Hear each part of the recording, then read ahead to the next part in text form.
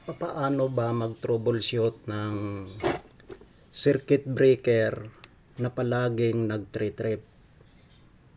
Mga 1 minuto mag-trip siya. Tapos bubuksan, mga 1 minute, trip na naman. Paano ba mag-troubleshoot nito? Unang gagawin, gagamit tayo ng clamp tester. Ang sabi kasi ng unang tumingin dito, palitan daw ng circuit breaker na mas mataas ang amperahe. Ito 20 amperes. Palitan daw ng mas mataas na amperahe. Hindi pwede gawin yun. Kasi bakit? Kapag tiningnan natin yung breaker niya 20 amperes tapos yung wire niya di 12, magka-match na yan. Aalamin mo na kung bakit nag-trip yung circuit breaker. 1 minute lang trip agad. Unang gagawin natin, gagamit tayo ng clamp tester. Ito, clamp meter. No? Isi-settings natin, ito 20 amperes. I-settings natin dito sa 200. Mataas na amperahe, 200 amperes para walang problema. Ngayon, ika-clamp natin. Yan.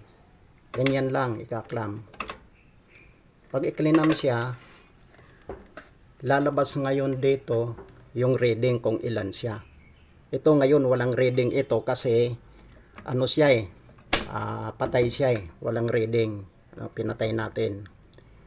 Hindi siya lalabas yung reading. Kung 20 amperes ito, pag halimbawa 30 amperes ang lumabas dito sa clamp meter natin, ibig sabihin overload. No?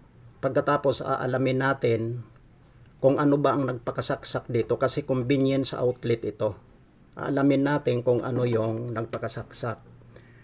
Baka mayroon silang mga makina nakalagay dito sa outlet o kaya naman baka nandito yung aircon o kaya naman baka nandito yung frigidaire.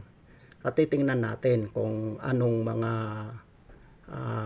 appliances ang nakasaksak dito. Bakit siya nag-overload? Yun ang unang gagawin. Pangalawa, nagagawin,